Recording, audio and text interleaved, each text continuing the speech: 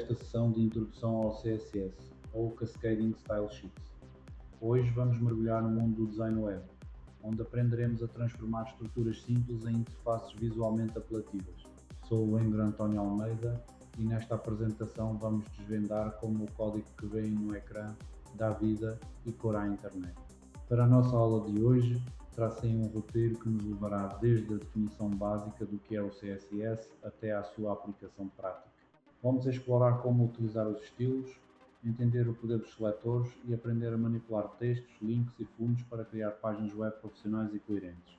Mas afinal, o que é o CSS? A sigla significa Cascading Style Sheets, ou folhas de estilo em cascata. Atualmente, na versão CSS 3, esta linguagem é fundamental para separar o conteúdo, que é o esqueleto em HTML, do seu estilo visual. Esta separação permite-nos manter o código organizado e, mais importante, reutilizá-lo em várias páginas, garantindo que todo o site tenha a mesma identidade visual. Adotar o CSS traz vantagens enormes. A manutenção torna-se muito mais simples, pois uma alteração num único ficheiro reflete-se em todo o site. Além disso, as páginas carregam mais rápido porque os browsers guardam as folhas de estilo em cache e, claro, garante que o seu site tenha um aspecto consistente, quer seja visualizado num computador, num tablet ou no smartphone. Vejamos um exemplo prático. No código à esquerda, dentro da tag Style, definimos que o texto deve ser vermelho e centrado. Reparem como as tags de parágrafo no corpo do HTML herdam automaticamente estas propriedades. O resultado, como podem ver abaixo, é um texto formatado, sem precisarmos de repetir o estilo em cada linha.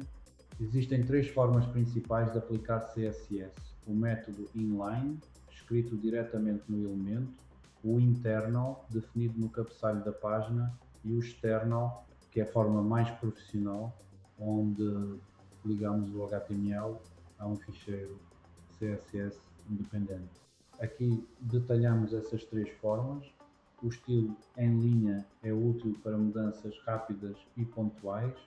O estilo interno é ótimo para páginas únicas que precisam de um design específico. Já o ficheiro externo é o padrão da indústria. Cria-se um ficheiro como styles, CSS e utiliza-se a tag link para o chamar em todas as páginas do projeto. Ao trabalhar com ficheiros externos, a organização é fundamental. No seu ficheiro HTML, basta adicionar esta linha de código no head. Lembrem-se sempre, o ficheiro de estilo deve obrigatoriamente ter a extensão .cssi para que o browser o reconheça e aplique as cores e margens que definimos. Um conceito crucial é a sobreposição. O CSS funciona por prioridades.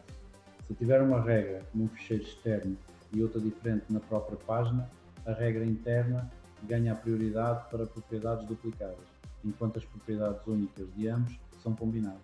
É como se a última instrução lida fosse a palavra final.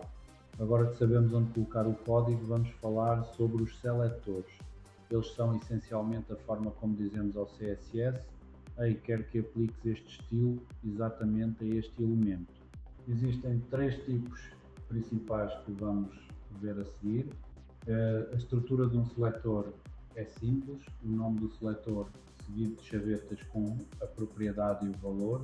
Podemos selecionar pelo nome da tag, como 1, por um ID único usando o símbolo cardinal, ou por uma classe reutilizável usando um ponto web.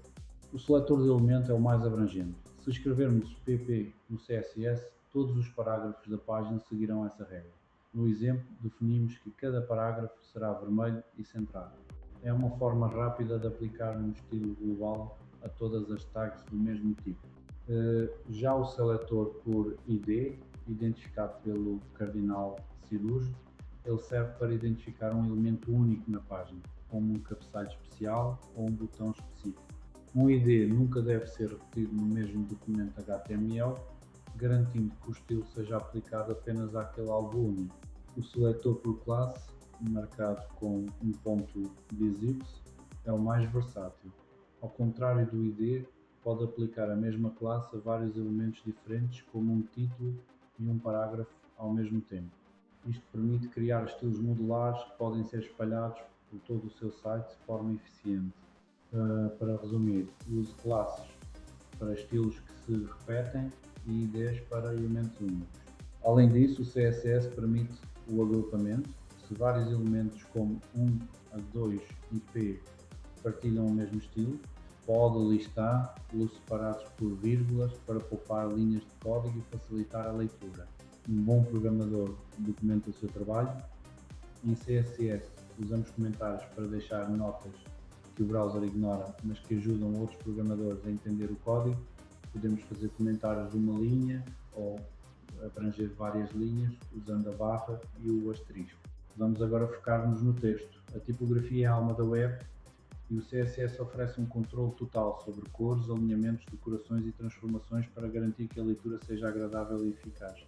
Aqui vemos propriedades essenciais: color para a cor, que pode ser por nome, código X ou RGB, text align para alinhar à esquerda, direita, centro ou justificado, e text decoration para sublinhar ou riscar o texto. Temos também o text transform, que permite converter textos para maiúsculas ou minúsculas automaticamente. O leque de opções é vasto. Podemos ajustar o espaço entre letras, a altura da linha para melhor legibilidade ou até adicionar sombras com o text shadow. Estas propriedades permitem uma formatação precisa, garantindo flexibilidade até para conteúdos que transbordam os limites dos elementos. Os links são a base da navegação com CSS. Não estamos limitados ao azul sublinhado padrão.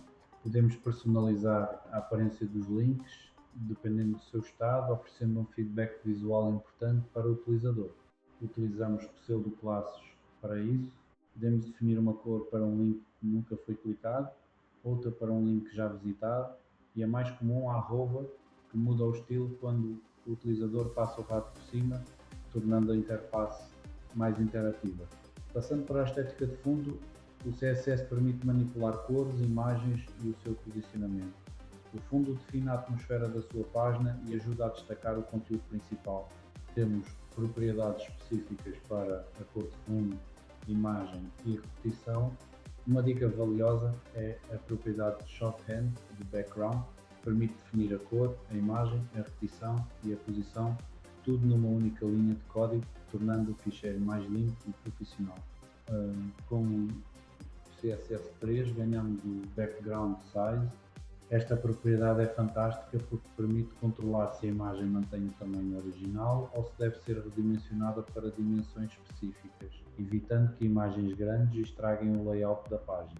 Chegou a hora de testar o que aprendemos. Vamos fazer um pequeno questionário.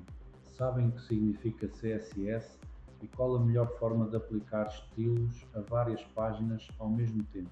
Pensem também no símbolo usado para o selector de ID. Vamos conferir as respostas. CSS é Cascading Style Sheets. A grande vantagem é separar o conteúdo do estilo. Para várias páginas, o método ideal é o externo. E, claro, o símbolo para ID é o cardinal. Se acertaram todas, estão no bom caminho. Continuando o desafio, qual é o símbolo para classes? Que tag HTML usamos para ligar um CSS externo? E como se chama a propriedade que muda a cor do texto ou o seu alinhamento horizontal?